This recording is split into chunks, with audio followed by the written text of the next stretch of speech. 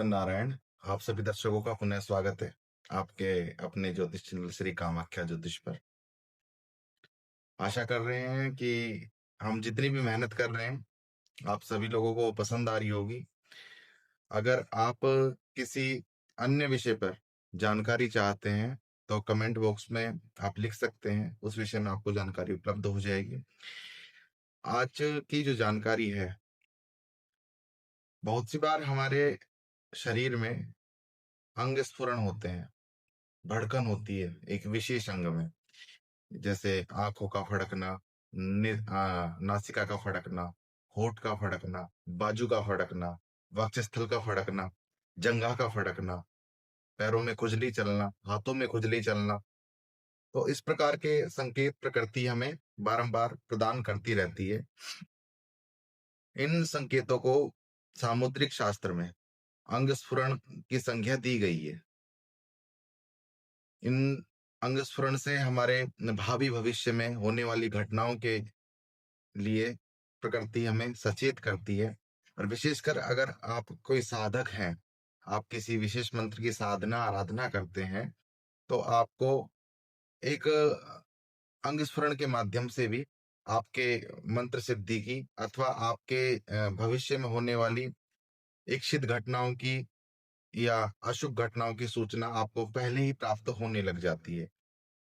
बहुत से जातकों को ये जो संकेत हैं वो प्राप्त होते हैं, विशेषकर जिनकी भी कुंडली में देवगुरु बृहस्पति अष्टम भाव में विराजमान है या दैत्य गुरु शुक्र अष्टम से संबंध बना रहे हैं अथवा राहु अष्टम में विराजमान है, तो भी आपको प्रकृति अंग स्फुरण के माध्यम से आपके जीवन विशेष में होने वाली इच्छित घटनाएं, यानी अच्छी घटनाएं अथवा अशुभ घटनाओं का संकेत होने से पहले ही आकस्मिक रूप से प्रदान कर देती हैं। वहीं अगर केतु भी अगर लग्न में विराजमान हो, अगर आपकी जन्म पत्रिका में केतु लग्न में विराजमान हो, तो इस प्रकार की संकेत जातक को बहुत पहले ही प्राप्त होने लग जाते हैं। तो आइए चर्चा शुरू करते हैं। किस अंग के फड़कन से, किस अंग के स्फुरण से हमें किस फल की प्राप्ति होती है। अशुभ काल में, यानी कोई अशुभ अंग फड़क रहा है जिसका फल अशुभ है, तो उस अवस्था में हमें क्या करना चाहिए, किस उपाय का हमें सहारा लेना चाहिए। आइए चर्चा को विस्तार से आगे बढ़ाते हैं। विशेषकर पुरुषों के दाहिने अंग का फड़कना शुभ माना जाता है। सामुद्रिक शास्त्र के अनुसार अगर पुरुष जातक का दाहिना अंग फड़क रहा है तो इसे शुभ माना जाता है। वहीं स्त्री वर्ग का, हमारी माता बहनों का, अगर बायां अंग फड़कन में आवे, अगर बायां अंग फड़के तो उसे शुभ कारक माना जाता है। अगर हमारे शरीर के किसी विशेष अंग में तिल हो, लहसुन हो, लहसुन एक बड़ा सा चिन्ह होता है जो जन्मजात प्रकृति के द्वारा ही प्रदत्त होता है, वो हो तो उसका भी फल सामुद्रिक शास्त्र में एक अलग ही बताया गया है। अगर हमारे पुरुष वर्ग के लिए सीधे पैर में अगर खुजली चल रही है, सीधे पैर के तलवे में अगर खुजली चल रही है, तो हमारी कहीं यात्रा होने के संकेत हैं और ये यात्रा शुभदायी होगी, शुभ यात्रा होगी। और इस यात्रा से जिस भी जातक के सीधे पैर के तलवे में खुजली चल रही है उसको इसका शुभ फल मिलेगा और मान सम्मान और धन धान्य की प्राप्ति होगी। वहीं अगर पुरुष का बायां पैर के तलवे में खुजली चले तो ये यात्रा का तो योग है, किंतु ये यात्रा आपको समस्या कारक होगी, यात्रा अशुभ कही जा सकती है। आप जिस भी कार्य के लिए जा रहे हैं वो कार्य आपका नहीं बनेगा, ऐसा सामुद्रिक शास्त्र में कहा गया है। अगर मैं जिस विषय की चर्चा करने जा रहा हूँ उसको आप इस प्रकार मानिएगा, पुरुष के लिए सीधा हिस्सा और स्त्री के लिए उल्टा हिस्सा, यानी पुरुष के का दाहिना भाग और स्त्री के लिए बायां भाग फड़के तो वो शुभ कारक है। विपरीत परिस्थिति में अगर पुरुष का बायां भाग फड़क रहा है तो वो किसी भी अवस्था में शुभ कारक नहीं है। वहीं स्त्री का अगर दाहिना भाग फड़क रहा है तो भी वो शुभ कारक नहीं है। अगर जातक अथवा जातिका का मस्तक जातिका का मस्तक अगर बाईं तरफ से फड़के और जातक का मस्तक अगर दाहिनी तरफ से फड़के तो सामुद्रिक शास्त्र के कथनानुसार इससे आपको पृथ्वी का लाभ होगा, भूमि लाभ की संभावना व्यक्त होती है मस्तक के फड़कने से। अगर आपका ललाट में फड़कन आवे तो इससे आपको स्थान का लाभ होगा, अर्थात कहने का मतलब तात्पर्य यह है कि आपके वर्चस्व में वृद्धि होगी, आपको मान सम्मान की प्राप्ति होने वाली है। अगर आपके कंधे फड़के, विशेषकर पुरुष का अगर दाहिना कंधा फड़के तो उसे भोग और समृद्धि की प्राप्ति होती है।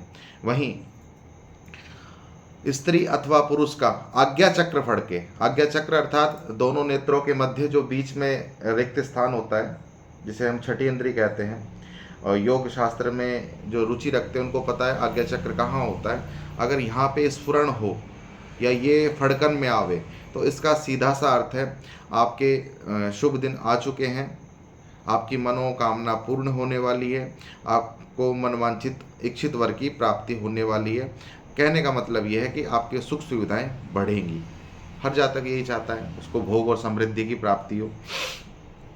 वहीं अगला, अगर कपोल फड़के तो आपको शुभ स्थान पे जाने का अवसर मिलेगा। अगर पुरुष का बायां नेत्र फड़के तो ये अशुभ कारक है।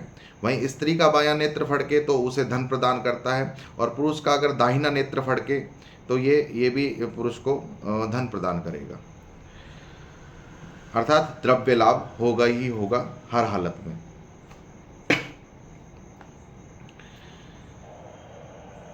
वक्षस्थल, वक्षस्थल अगर फड़कन में आवे, विशेषकर पुरुष का दाहिना वक्षस्थल फड़के तो उसे विजय की प्राप्ति होती है, स्थान लाभ होता है। और हृदय स्थान में अगर फड़कन आवे तो इष्ट सिद्धि होगी। अगर आप किसी मंत्र इत्यादि की साधना कर रहे हैं तो उस मंत्र की आपको सिद्धि हो चुकी है।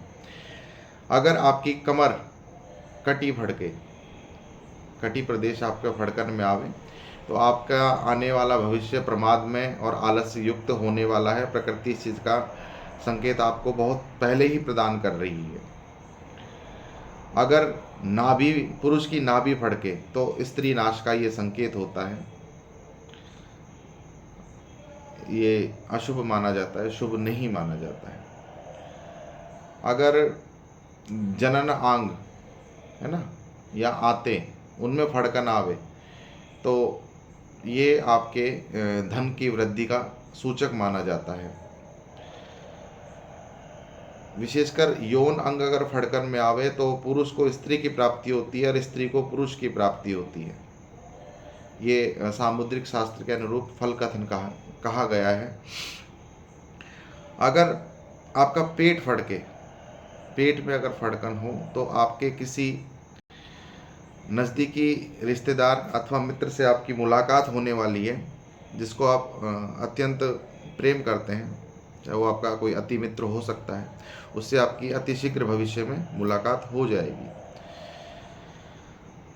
अगर आपके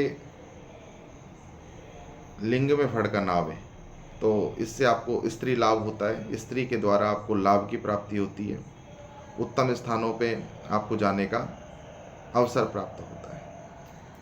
आशा करता हूँ मेरे द्वारा दी गई हुई जानकारी आपको पसंद आई होगी। इसी प्रकार की जानकारी प्राप्त करते रहने के लिए चैनल को लाइक कीजिए, सब्सक्राइब कीजिए, शेयर कीजिए और बेल आइकन को दबा लीजिए। किसी विशेष जानकारी के लिए, चाहे वो ज्योतिष से संबंधित हो अथवा अंगशास्त्र, अंकशास्त्र, तंत्र शास्त्र, किसी भी प्रकार की आप जानकारी चाहते हैं तो आप कमेंट बॉक्स में अपनी रुचि के अनुसार उस जानकारी को लिख सकते हैं। उस विषय पे मैं आपको वीडियो उपलब्ध करा दूंगा। श्रीमन नारायण।